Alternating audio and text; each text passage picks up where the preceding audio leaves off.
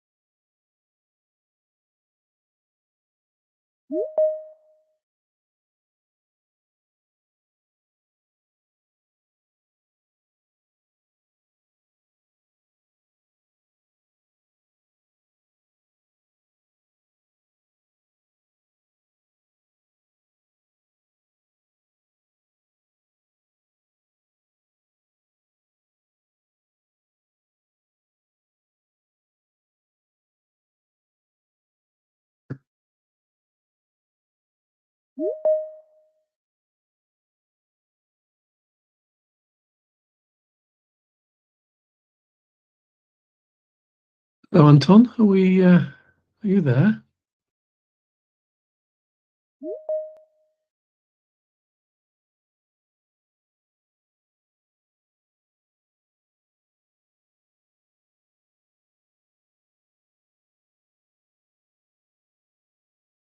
I can hear you now, yes. Yeah.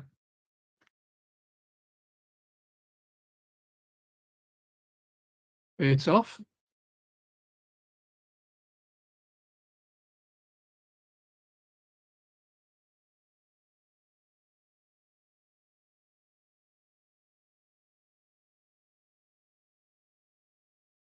You can't hear me?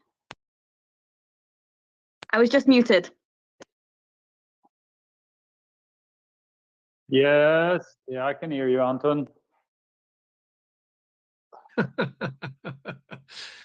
Anton, it's almost like you've done it before.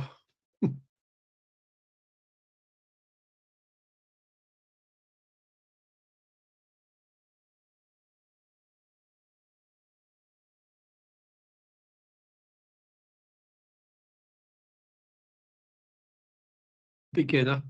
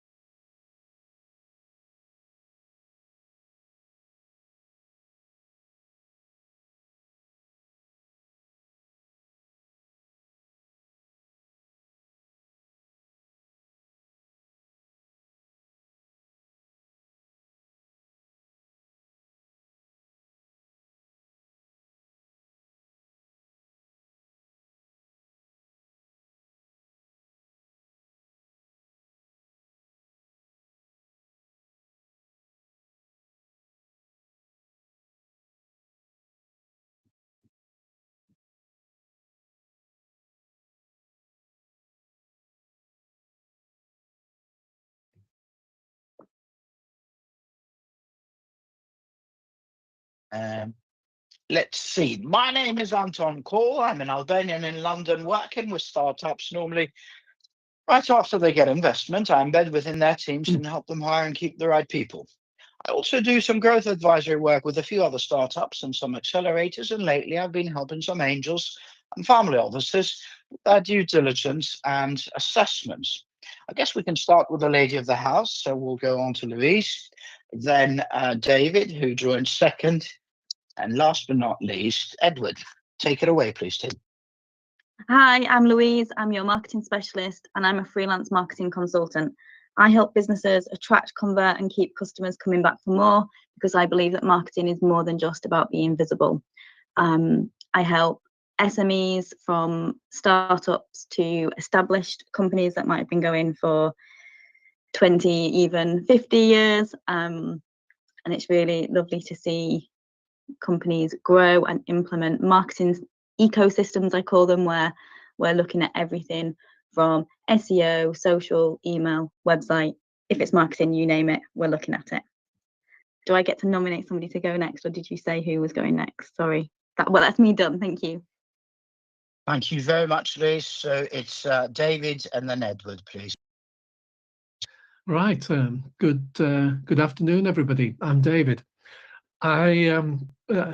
My corporate background was like Louise, also in marketing. So I had a number of senior marketing roles in a whole range of different industries, and then a number of MD founder roles with organisations from the large, UK subsidiaries of global companies to complete startups. What I do now is one of two things. The first half of what I do is a bit similar to Louise. I'm a portfolio marketing director. I typically work with clients 1 day a week, and I'm usually there to help them to develop a marketing strategy, execute that strategy, and to build marketing competence within the organization. But the bit that the other half of what I do, which is really why I'm here today, is I've developed an expertise on pricing. I talk to business audiences about pricing, and I work one-on-one with clients to help them with their pricing. And optimizing pricing is one of the best ways to improve your profitability, and is particularly important if you're scaling. That's me.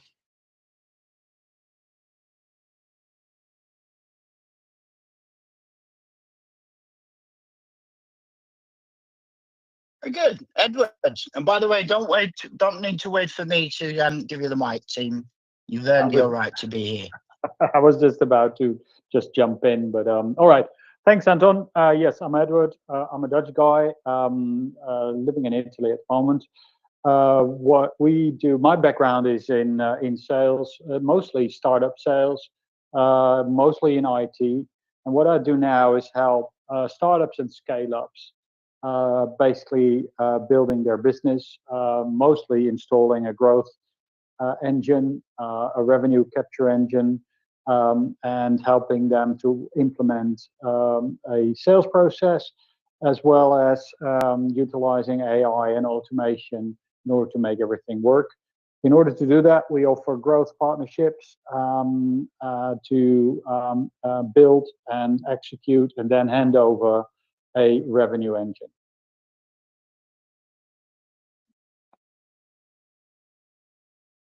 That is amazing. Thank you very much, Tim. I really appreciate that.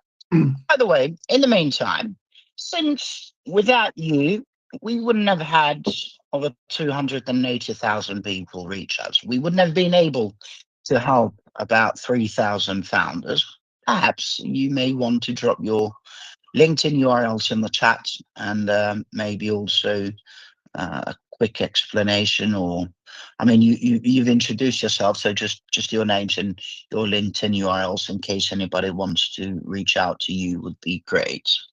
And as you do that, maybe we can start with Edward. Then I guess we can go to David and then Louise.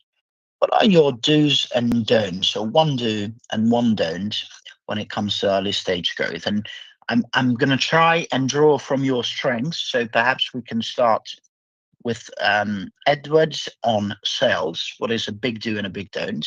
With David on pricing. What is a big do and a big don't? And then with Louise on marketing. Let's try and use a different logic for the do and the don't rather than the same thing, please. Take it away, Edward. Yes, all right. Okay. Quick then. The do's. Do follow up, specifically on sales then. Do follow up. Don't think that one email send or one phone call will make a deal. It typically takes 13 contact points, ranging from emails, visits on your LinkedIn profile, your website, etc., before a customer is ready to move.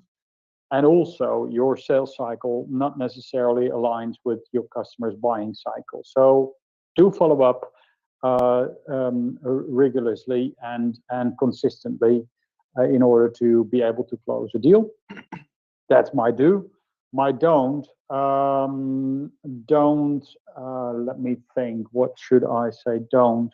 I think don't take any no personally. So if that's all about generating leads and outbound, it's just a non-personal no, and just move on to the next one. I would think, yeah, that's it for me today.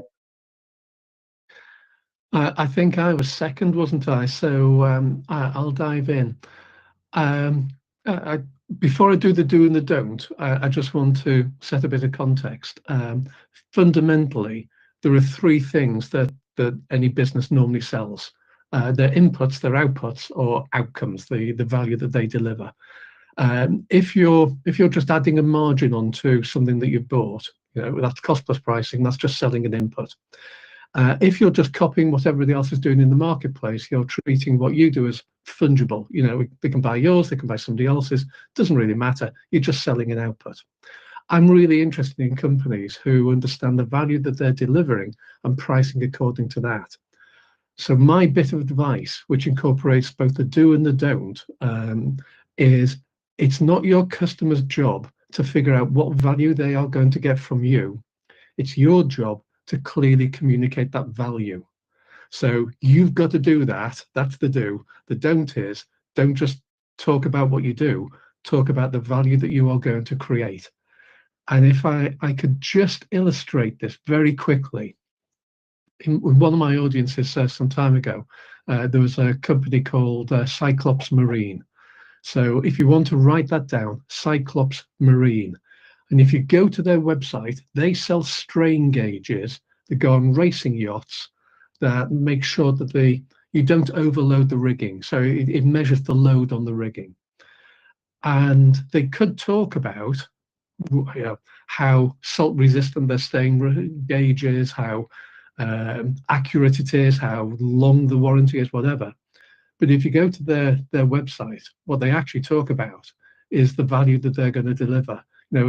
It starts, remember your best race. Everything clicked, you're in a different gear. And the website talks about the difference that we're going to make to you. And if you compare that with one that I just looked up today, just for this, there's something called Spinlock, SPINLOCK. They also sell strain gauges. And if you go to their website, they talk about how accurate it is, the diameter range, the loads on the wire. They don't talk about the value that they are going to deliver. So if you want to look those up, they're two examples of what I'm talking about. I think that's it. Amazing. So when it comes to marketing, one of the big do's for me is to consider each piece of content that you're putting out there. So whether it's a social media post or an email or a web page, whatever it is, think about the objective for that piece. So every piece has got its own job to play. And a lot of people think that one will say post for now. One post is going to do absolutely everything. And it's more likely that one post might attract somebody in and a different piece of content will be the one that converts somebody into a sale. So I see a lot of people say, well, I posted about it once or sent an email out about it. And similar to what Edward was saying about the sales touch points with the follow-ups, it's the same with marketing. And we're so busy in our lives right now and so distracted with so many messages coming in, and our attention spans are so short that repetition and lots of different messaging to support what you're trying to achieve is really important. So when it comes to the don'ts, the flip side of that is don't just post once and ghost. Keep repeating your message. Could I just chip in as a marketing person and say yes? Of course. Completely agree with Louise there. She nailed it there. Well, thank you very much, Tim. This was amazing. I really appreciate this. Well, you've heard them, people. They've got some absolute gold nuggets, and they're going to dish those out for the next 43 minutes. Now, a quick reminder to those of you that have just tuned in either here or onto our live streams. So first and foremost, we're here for Startup Growth Q&A. This is our 153rd session, but unfortunately, or perhaps fortunately for some of us, this will be our last Q&A for the summer. We're taking a break and then we'll resume week commencing the 8th of September. So if you've got any pressing questions, you'd better ask them now. Now, for those of you that are on live streams, LinkedIn, YouTube, Facebook, or Instagram, it means, unfortunately, that we are unable to monitor your questions live. So if you do want to get some golden answers, then you need to get your behind onto gear. Go onto our website, startuptoscaleup.club. You find today's session, which is Startup Growth Q&A 153. Click join. Quick registration gets you a link to your email. Through that link, you can join our audio only call. And being audio only, it means you can tune in and join from anywhere via any platform or device. And if you're like me, you don't need to spend an hour in front of the mirror doing your hair either. So how's this going to work? It's quite simple. You come into our Microsoft Teams call. You drop your question in the chat like your man did just now, and then Michael. And then I give you the mic, and then you ask our team. It's literally as simple as that. Obviously, it's totally free. Now, questions today are obviously on growth, so they can be on anything related to growth, whether you want to talk about your user, vendor, partner, client acquisition, perhaps you've got some requirements in terms of go-to-market, or you'd like some growth hacks, or maybe just generic sales, marketing, advertising, and branding, or maybe you want to talk about your pricing. Whatever it is, there are literally no wrong questions. And there's no need to be shy because it's a learning curve for us all. We are, however, only going to be here until 1 p.m. and therefore time will run out if you leave it for late. But if your questions are on other matters, please save them for the other conversations we run. So in general, Mondays it's talent, Tuesdays product and tech, Wednesdays growth, second Friday of each month it's UK startup law, and third Friday of each month it's UK startup finances. They're all from 12 to 1 p.m. UK time. You can RSVP to them via our website, startuptoscaleup.club. And actually, when you're there, you definitely want to join, especially now in the summer that we're off. You want to join our community on WhatsApp. It's founders, investors, and operators that you can engage peer-to-peer. And at the top and bottom of our website, which is, again, startuptoscaleup.club, you can find a WhatsApp icon. Click on that, and then you can join these WhatsApp groups. But just a reminder, our last session for this summer is tomorrow, which is on fundraising. And then we're taking a break until week commencing the 8th of September.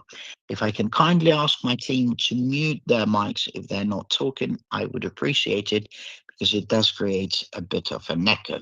And now, without further ado, I've given Yameng the mic. Are you audible, Yameng? And I hope I keep hearing him mispronouncing your name. Can you hear me? Yes, I can, but and I'm sorry because I think I keep. Am I mispronouncing your name again, or is it No, Yameng? you're pronouncing it fine. Thanks, Anton. Yes, Good man. Yeah, Yaman. Yes, that's right. Yameng, thank you, buddy. Please introduce yourself and then fire away with your question.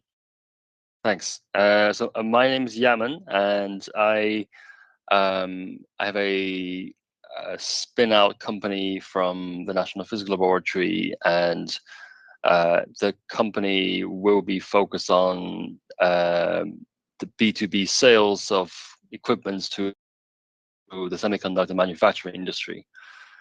So my question is, one is there any fundamental differences between getting a customer in business compared to business consumers?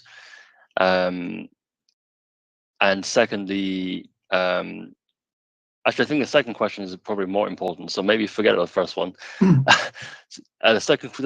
question I want to ask and focus on is how do you balance between showing kind of early stage technology versus investing time in, like you said earlier, getting the business value out, but getting the instead of focusing on accuracy and precision and all that.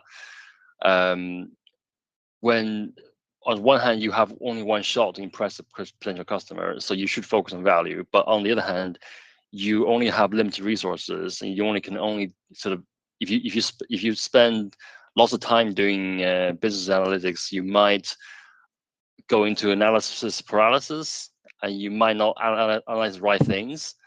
So you kind of have to get some ground point calibration of the customers before, otherwise if you present what you think is the right business value, but they actually think this is not, we actually don't care about that, and you'd have wasted valuable time and resources. So yeah, I guess the difficulty is essentially how do you find a balance? Thank you very much. And Yaman, just for the team here, but also those tuning in, a quick explanation of your startup again, if you don't mind. I don't mind. So the startup I'm founding is commercializing a technology we developed at MPL. We essentially invented a new piece of instrumentation. The instrumentation is trying to solve a particular problem in the manufacturing of semiconductors, where defects is only detected at a later stage. So we're helping manufacturers find defects in the earliest possible point, which is the point of where the wafers are produced in the first place. There you go. You've answered your own question, but I'll pass you on to the experts. In terms of what to focus on, you definitely want to focus on how you bring value and the tool that you use to do that. It's as simple as that. And I don't know if you've come across something called the MUM test. If you can, I would buy it and read it. And the idea is you want to be able to explain what you're doing so that a child or your grandmother, if you're fortunate enough for her to be alive, to be able to understand it. And basically, you want to do it pretty much in a sentence.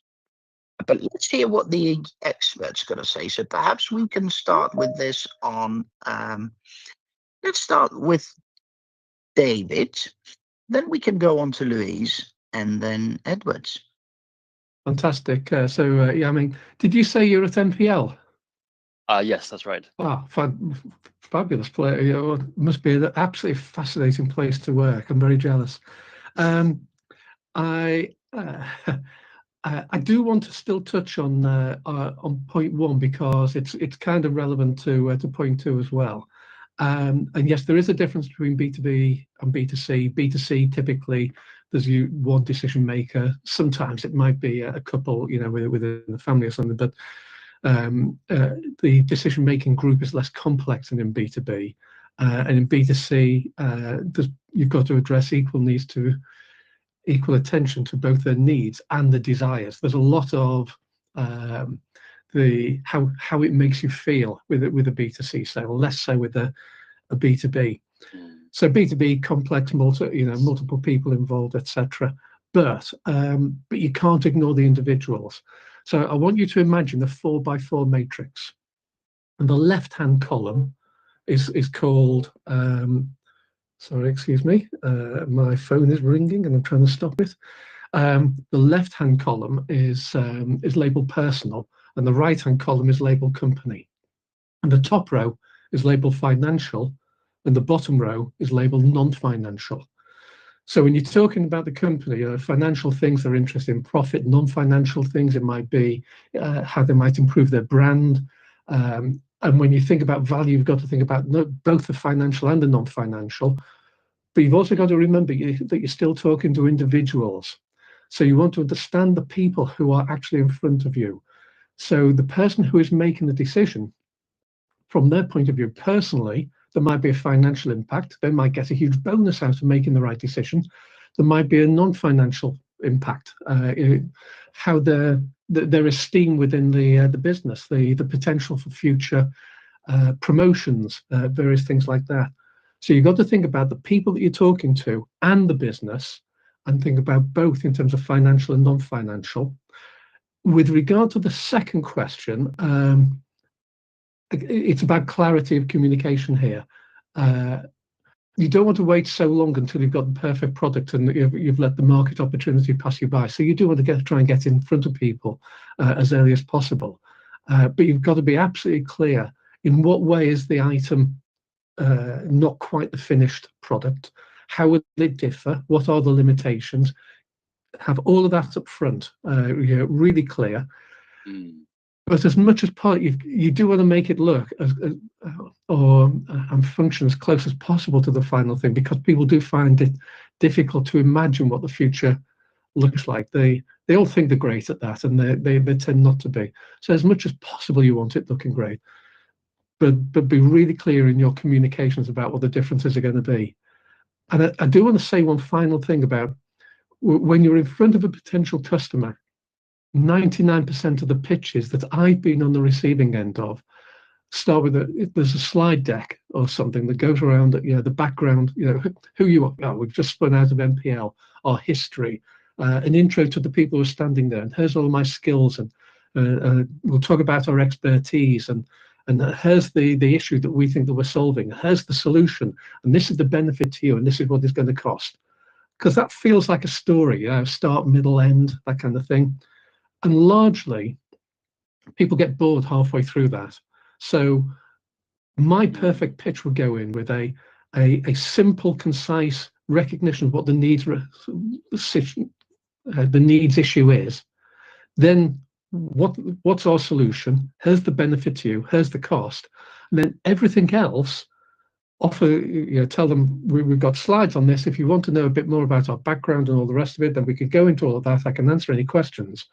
But really keep it pithy and concise, because people have an attention span.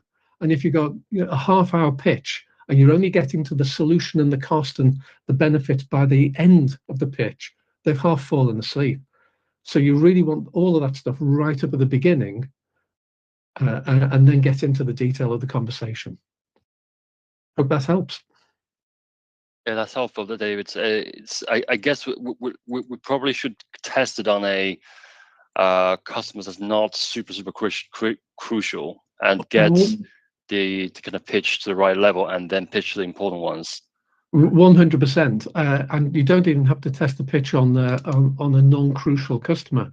You can test it on other colleagues, and just get their feedback to start off with. And then the non-crucial customer, then the one that really matters. Because you're absolutely right, you don't want to practice on the person that you really want to impress. Got it. Good point. Thank you very much. I think we said Louise and then Edward, didn't we? We did. I'm not quite sure how to follow that, David. You were reading my mind on some of those points. Yeah, when I'm thinking, again, back to that first question, the B2B people, I was going to say the same, you're still selling to a person. And I think just something to consider is the element of risk, that people are looking to keep their jobs. They don't want to risk not getting the promotion. They don't want to make a bad decision. They don't want to waste the company money. They might get fired if they invest a lot of money in something that doesn't work.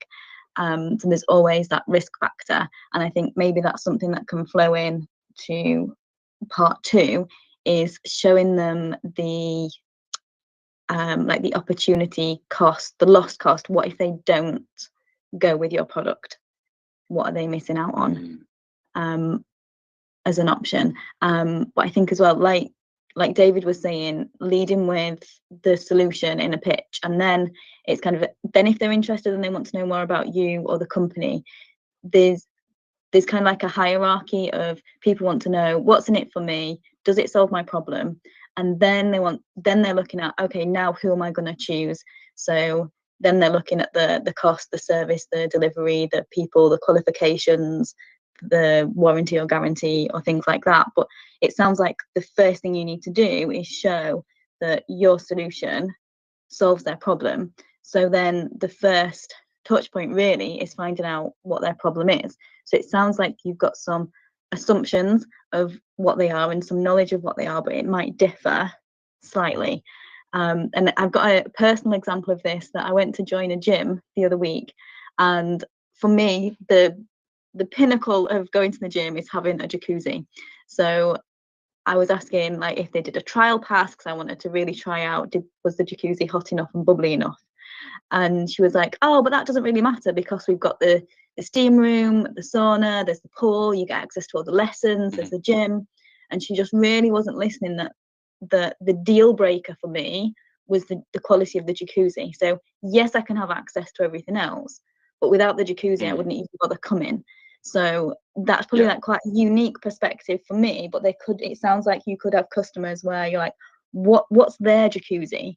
And then if you had in your pitch, you might have 5 different jacuzzis, and for one customer it's the jacuzzi, for the other customer it's the steam room. So it's kind of figuring out what's your point to lead on as you get into that conversation of what they need.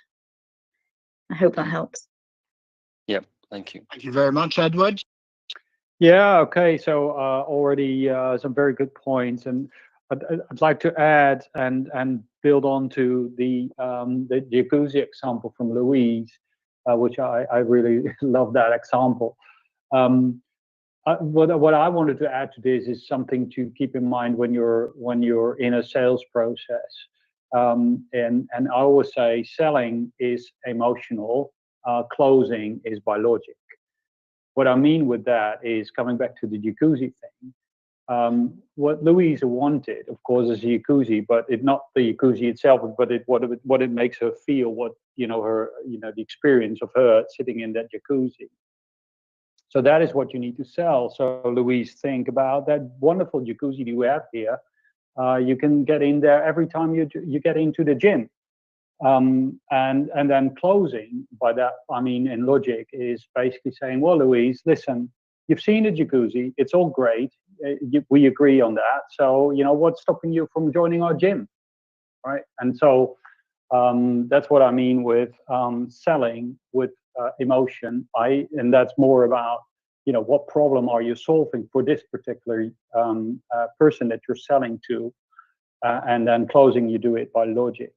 And what other point I wanted to add is, and I think it's been touched upon by Louise and David before as well, you got to keep in mind that you're, especially in enterprise sales, which I do believe you're basically selling, or in complex sales, you're selling to multiple stakeholders, and every stakeholder might have a different view on the problem that your solution is solving.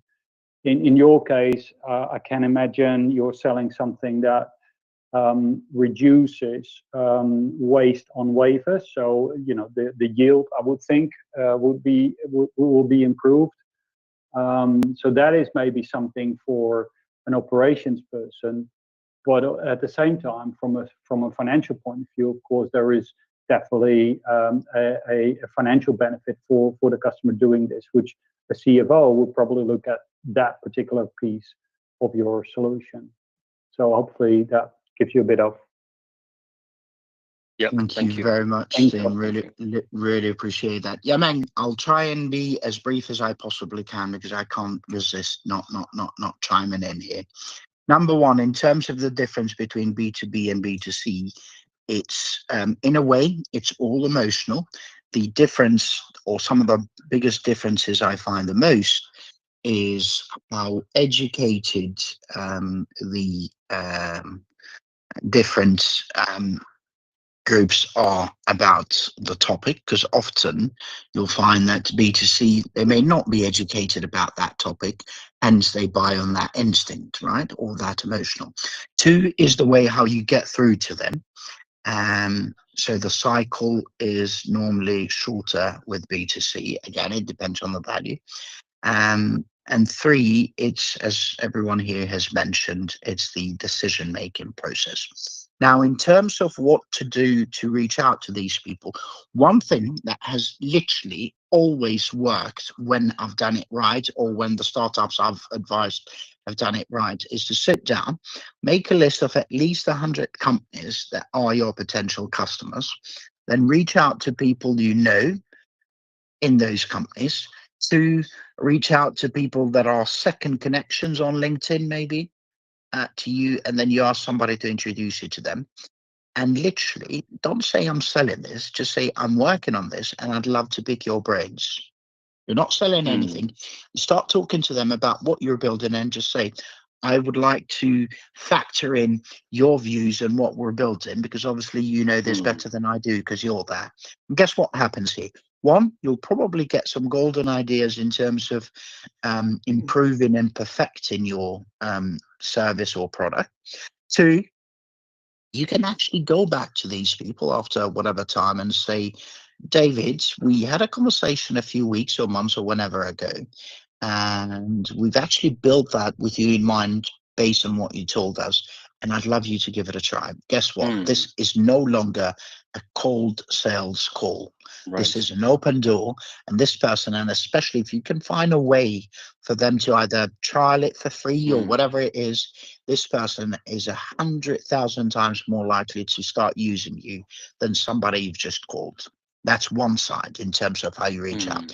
In terms of the actual sales process itself, a couple of things that I've always found really useful is, number one, to put yourself in the shoes of that person. And really, it comes down to making them look good. And I think Louise touched a bit on that, on the de-risking part. And number two, in terms of how you reach out to people, what I've always found useful is to always start at the top. Because if you go to somebody who may be the person in charge of that particular thing you have, they're very likely to need some kind of approval from somebody. So in essence, the idea is that the only answer that they can give you for sure, it's a no. For a yes, they might need something else. Whilst if you go to the top and you speak to the CEO, she or he can tell you, have got the power to tell you both a no and a yes.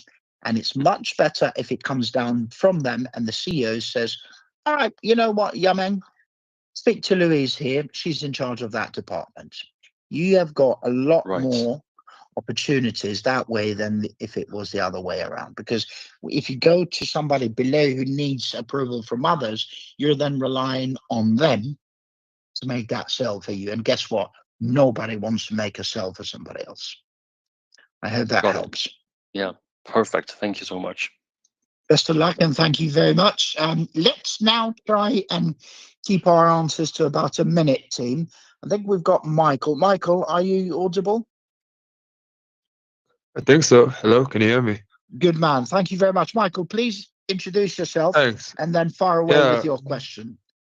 All right. Hi, everyone. Michael Chasang, founder of Trialan Security. My question is, as a cybersecurity firm, what's the most practical and effective way to deliver affordable security services to early-stage startups, especially those that may not yet fully prioritize security? Just to give some what kind of cybersecurity? Yeah, perfect. Tell us exactly what kind of cybersecurity. So let me just give you guys some context here. One of the fintech startups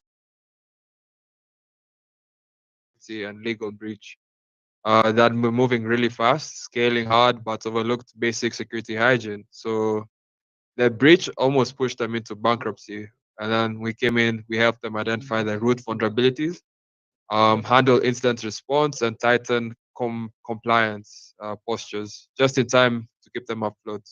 So this is why this question really matters to me. How do you reach startups before it gets that far?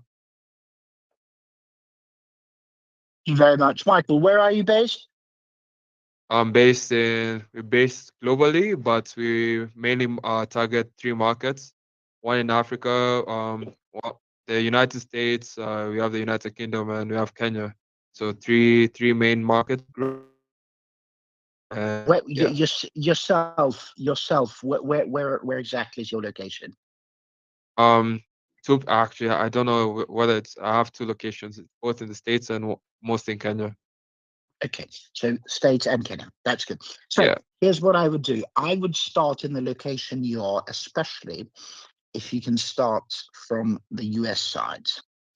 All And right. maybe a good idea initially, not to lie or hide anything, but not to emphasize on the fact that you're based in Kenya, simply because people, you know, you're just adding another layer of a challenge. So you want people to know that you're there in the States and covered by US law and all that stuff. So what I would do in terms of route to market, because startups are some of the hardest demographics to sell to. They haven't got money. They think the sun shines out of their backsides, and they are going like crazy chickens. So my advice would be start with making lists of, so go onto every VC you can and look at their portfolio companies, so that this way you at least know they have got some money and they can spend that money. So just focus on that as far as a sales call is concerned. For the rest, I'll pass you on to Louise, then Edward, and then David, please. Sorry, what was the question in terms of from a marketing point? Was it just how to get in front of startups? That, Yeah. I guess in a nutshell. Yeah. So what's the most practical and effective way to market and deliver affordable security services to early stage startups? So how to get startups to buy their cybersecurity services? Yeah, I think this is a tricky one, because you'll have probably 2 different types of businesses. One who might know that they need that and are actively looking for cybersecurity, and then other people who need the education that this is going to be something that they need. So yeah, I liked Anton where you were saying find the startups that have got the money. That is definitely one of the biggest problems with selling to startups. So I would be looking at how to get a referral network and find the people who are working with the startups. If they're interested in cybersecurity, what else might we be looking for? And kind of have 2 different messaging streams. So one that is aimed at people who already know that they're going to need this. So you'll definitely get some startups that are really clued up on the tech side of things, and they'll know that they need it. And then the other bit is the education piece, where maybe you can get in front of startups at events like this and in-person events and educate people on the need for the cybersecurity solutions. That would be my 2 pence worth. Thank you very Thanks, much. thanks. I think we said Edwards and then David. Yeah. Okay. So as already mentioned, it's quite difficult to get in front of startups, but definitely focus on the ones that got the money, as already mentioned as well.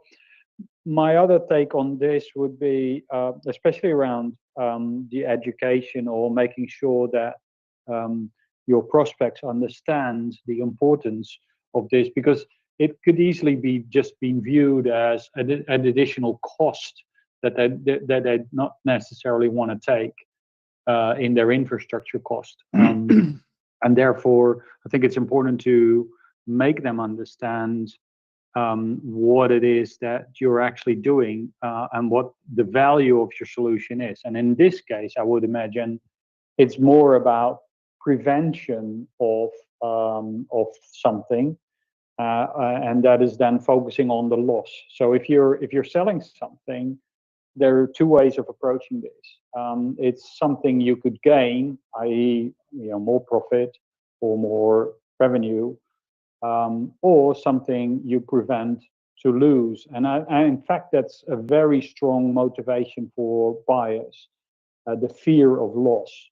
And I think this is where you should focus your messaging around.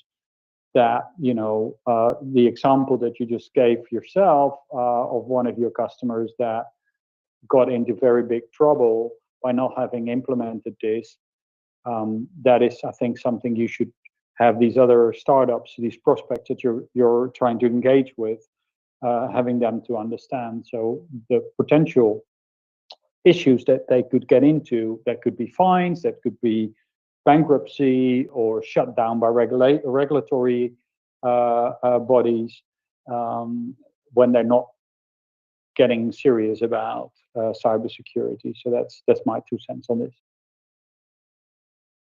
My turn then. I think Edward and Louise have given you, well, and Anton, in fact, given you some fabulous advice. I'll try not to repeat everything. It does sound like one of the challenges, if you're targeting startups and early stage scale-ups, it's how do you identify and target them? Where do you get a list of something like that? One of the things that I might think about then is how much is this an issue for the founder stroke CEO versus the investor? Or to put it another way, are the angel investors, PE investors, or whoever, is this something that's on their radar as a concern that companies that they invest in, a proportion of them are particularly vulnerable to cyber attacks because they're still putting all their processes in place, the very early stage, they've got their eye on so many different targets at once, not really thinking about cybersecurity. If that's a genuine issue for them, you can find lists of investors, PE houses, and all the rest of it.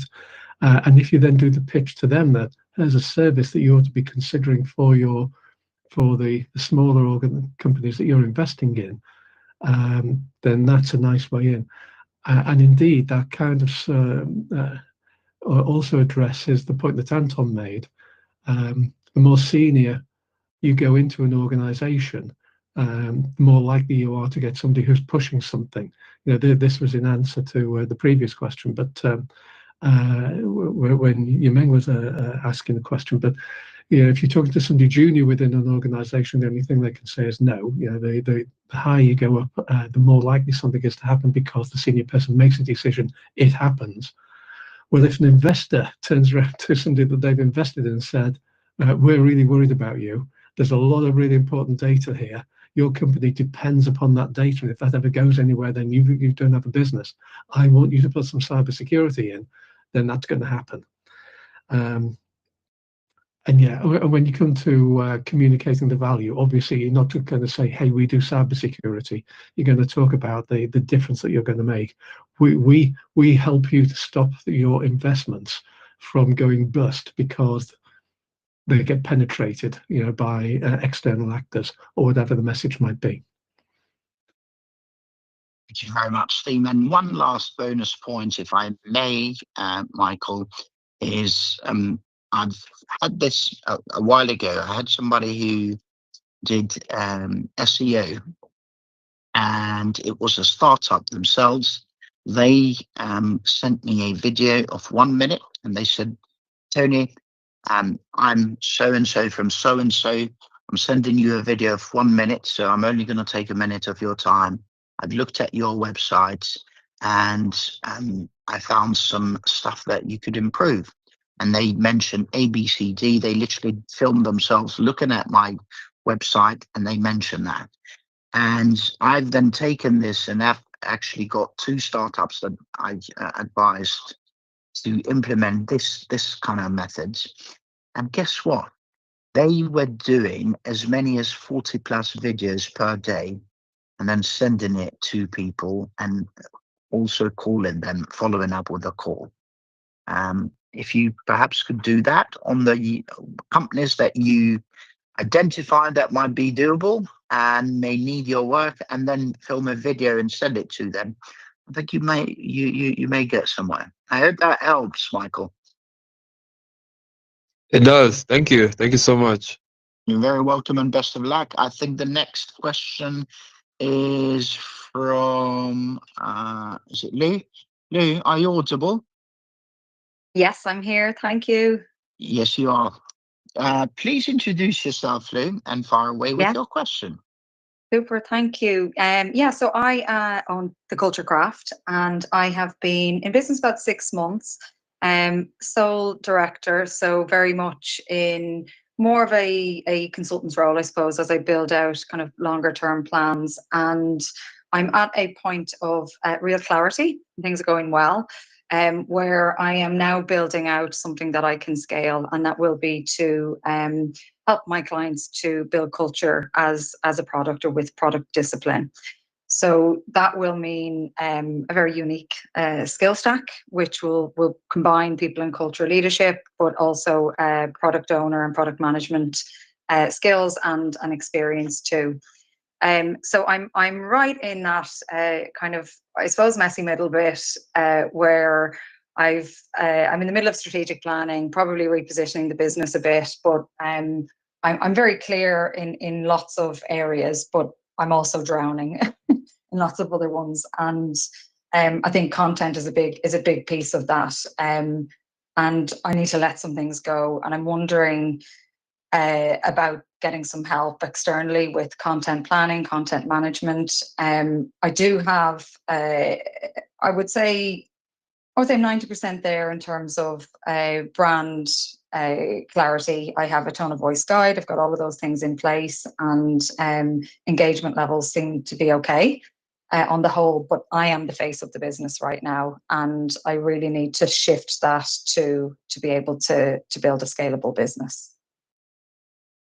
Thank you very much, Lou. That's a very good point. And where are you based, Lou? I am in Huddersfield, so I'm right between Leeds and Manchester. Good on, thank you very much. And what, if I may ask you, what's your financial situation? Are you able to hire somebody full time or part time, perhaps, or what's that situation like? So I think it would probably be part time. I am taking on a part time product owner starting next week. So that will help massively in terms of the pace of actually building out IP and everything that we need to do. We've got a strategy day in next week, and then we can head into kind of solution design from there. I think my challenge is I want to be very disciplined around delivery and timelines on this, and I don't want to go quiet, I suppose, on socials. So how do I makes sense. How do I maintain that both? Makes sense. No, that makes sense. Here's my quick 2 pence, and then I'll pass you over to the Thank experts. you. Number one, I would go for somebody who can work with you on a fractional basis. Number two, I would go with somebody that understands that culture is mainly what other people think or talk about you when you're not in the room. And number three, I would go for somebody who is, I don't want to say young and hungry, because then you kind of write out a lot of other people. But what I mean is by people that are quite keen to prove themselves, because that way it also means that you can get a better deal in terms of pricing. So it could perhaps be a mother who's raising children at home, who's had a break and she now wants to slowly get back into it, or it could be somebody who's out of university. So within those spheres, people who've got some experience, or who've had, in the case of, career returnees, as we'd call them, who now wants to kind of get back into it. These are the three demographics I would focus on. Of course, you've got to test them, they know what they're doing technically, but in terms of their background, I would focus on this. Let's see what David, Edwards, and then Louis got to say on this. If we can keep it to about a minute, because we've only got 4 minutes to go. Right, I should be very brief. I think Louise is going to have a lot of good stuff to say here. It sounds like she's more at the direct delivery end and I'm more strategic. So I'm going to say a couple of things. One is, if you are trying to find a person, one option is to consider somebody in South Africa. Wages there are much lower. They're on the same time zone as us. These days with Teams and Zoom, it doesn't matter where you are. I'm in Shipley, by the way, which is not far away from you. And you can find people who might be appropriate on various websites, Fiverr as an example. I would just warn you about AI. There are some people who decide to hand the whole thing over to AI and train AI up, and then get AI to do all of their social media. And I hate that. It's not authentic, and I think most people can actually tell when AI is writing something. But you can use AI to automate and improve efficiency, just to make things faster for yourself. So I'm going to stop there because I think you're going to hear even better advice from Edward and Louise. Brilliant. Thank you so much. Well, yeah. Well, I think I agree with David here, to pass on to Louise for most of this, because I don't have a lot of experience on this delivery side of the social media content. I do also agree with David about the AI side. We are very much into the whole AI and automation side of things, but it's very important to keep in mind that you got to keep the human in the loop. Otherwise, as already mentioned, it can seem very AI generated and non-personal, or it kind of destroys your brand. So that to add. And yes, indeed, outsourcing to different geographies like South Africa, and there are also a lot of people that are working in our time zone that are living, for instance, in the Philippines. The good thing here is that they speak very good English because the US Army base. We've got some very good experience with that. But for the rest, I'll hand over to Louise. Before Louise starts, Edward, I agree with you. I use AI a lot, but you've got to keep the human in the loop. I think that's the key thing to me. Yeah, Right. I do. Sorry, I do Louise, use off it you go. now. I've created a GPT with my tone of voice guide, but yeah, it still needs a lot of tweaking and making it authentic. I think it's a good starting point, I suppose. But yeah, I'd me agree too. with that. Cool. So I've got about a minute and like 20 million things to say. But I think I would start with having a strategic session with somebody and really flesh out what your marketing strategy is, and then you can understand what needs to be done, who needs to do it, what your timescales are. Explore these questions around how comfortable you are with outsourcing to a different country, to a non-native English speaker. There's also lots of VAs in the UK as well, and I think it's about culture, so it's about finding the right fit. Doing even just doing a brain dump of these are the tasks that I enjoy doing, these are what I don't want to do. I think picking up on something that you said right at the start,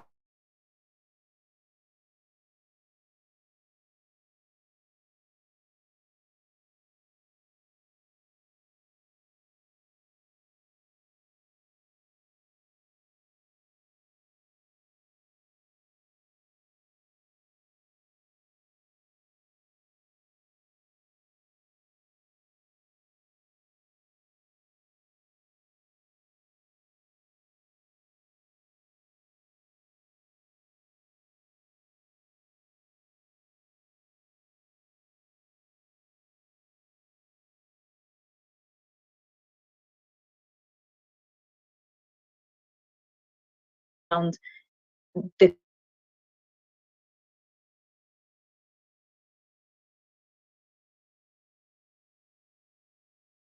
Super. Thank you. Thank you That's very really much, helpful. Lou. I hope you found that useful. I did. Thank you, guys. You are very welcome. And by the way, do feel free to join us again. We'd love to hear in your progress, and obviously to ask any questions you may have. We are now 1 minute over the line, so perhaps we can get some parting words from our panelists, and then we can wrap this up. So maybe we can start with the lady of the house, Louise, then Edwards, then David, please.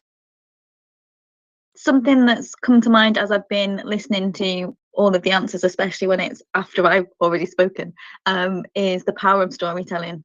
I think is a really important one to address in marketing. So we're not just talking about features and benefits, but we've got those real use cases of how this worked for somebody else. And you don't have to give away the secrets of the how, but that result and real real results in storytelling form, or the story of why you set this business up. There's usually a really good origin story to pull onto. So storytelling would be my takeaway. Very good one. Thank you very much, Louise. Edward? Or did we say David? It doesn't matter, either of you fellas. Sorry, I was on mute. I was already ranting. Yeah, I think I fall back to my my standard pet peeve, and that is don't get too hung up on your initial startup idea, but be ready to pivot when your market dictates or your customers dictate. And if it's me, then don't forget what Anton said right at the beginning about cash flow. I think that trips a hell of a lot of startups and early growth stage companies up. And I'd actually come back to the core advice that I said earlier. It's not the customer's job to work out what value they're going to get from you. It's your job to clearly communicate that value. And if you look at most websites out there, particularly B2B websites, 99% of them, they talk about what they do. They don't talk about the difference they're going to make. And if you do that, it will help to differentiate you.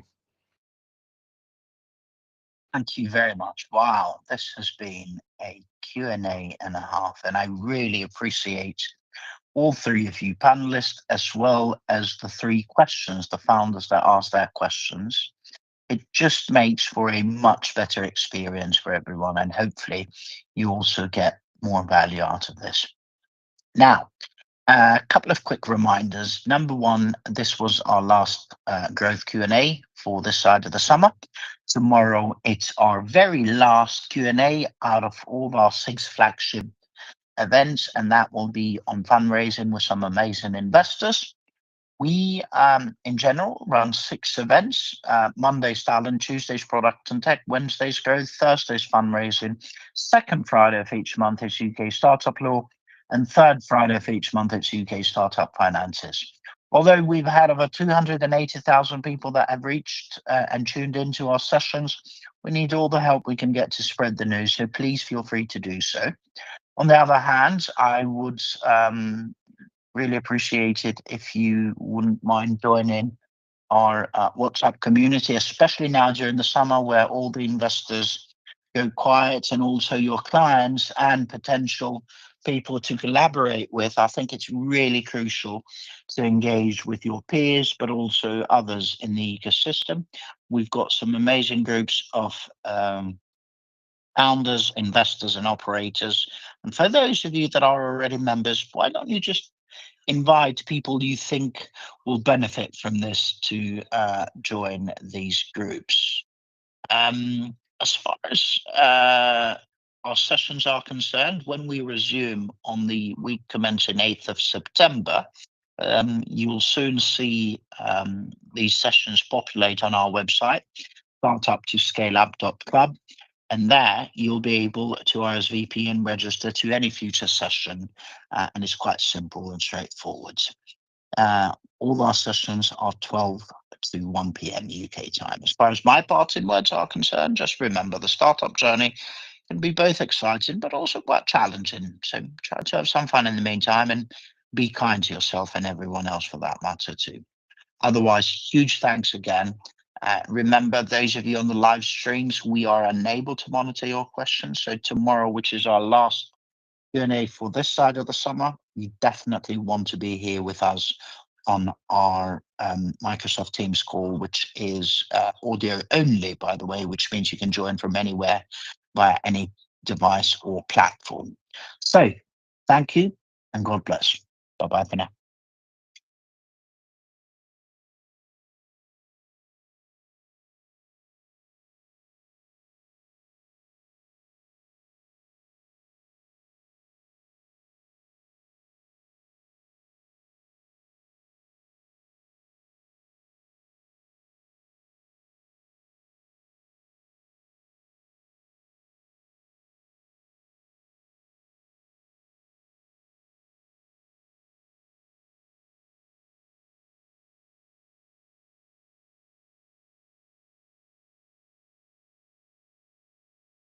Yeah.